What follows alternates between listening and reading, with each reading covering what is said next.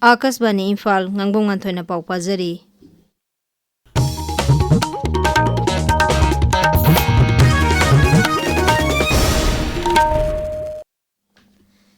Rashtrapati Draupadi Murmu numit nini ki khongsatta hayang Imphal da thunglaragani.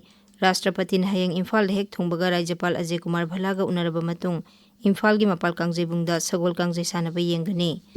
Rajya Sarkar na sinduna Imphal gi City Convention Center da pangthokadaba mahakpu okpagi thoramda Manipur gi tongan ba nat ki jagoi isai kya su utkani. Thoram aduda Rashtrapati na tongan ba project sing sangagani kharana urek uyung tamgani. Tungda Rashtrapati na Imphal gi Lokbhabanda IDP singa unagani. Akashvani Imphal na su hayangi Rashtrapati gi thoramasi live oina numidang wainam pung 3 minute nifudagi pung 3 minute 10 phawba FM sangai channel da sandokani. Thasigi tara nithoi da Rashtrapati na Imphal gi Nupilal Memorial Complex da pangthokpa Nupilal thoram saruk yaramlaga Senapati gi damak Imphal thadokani. Rashtrapati gi Manipur gi khongsat ki mangoina na Imphal gi akoibada security gi akanba section tharang lokhatli.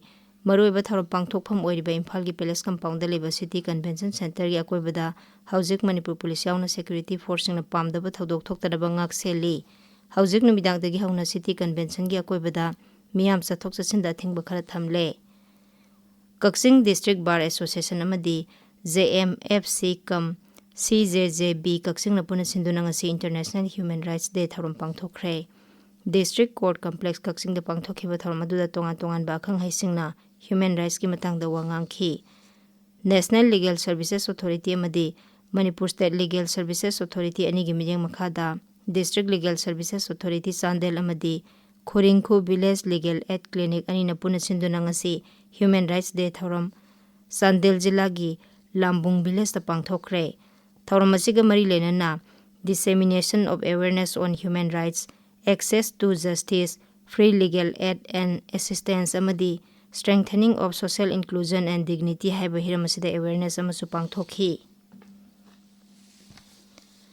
District Legal Services Authority Senapati amadi World Human Rights ani na puna sinduna ngasi Kangpokpi Police Station da nomagi oiba legal awareness program ama pangthokre. Thoram aduda miyamna FIR matau karamna pangani, police na mi phaba amadi detain tawba matamda karamna thengnagani haibana jingbagi matangda akhang haisingna wangangki. Numit 8 ni sumna sathagadaba khoi yokpagi matangda pangthokpa training program ngasi Thawbal gi Horticulture and Soil Conservation gi district officer na hodokre. Scientific beekeeping on oilseed crops for enhancing honey production along with increasing productivity of oilseed haiba hiramasda pangthokadaba training asi Manipur Beekeeping and Honey Mission MBSM gi makhada pangthokpani. Thoram asi khohi puthokpada hena khudong chahanbada natana thau thokpa mahi marong sing puthokpada hena kana hanabagi pandamna pangthokpani. Thoram aduda wangangbada Thawbalamdi Kaksing gi DAO TH Joy Prakash na hai Baigyanik oiba maongda khoi yokpana miyamda kana hanbada natana mahi marong gi pothok sing su hengerhalli. Paulo Izare.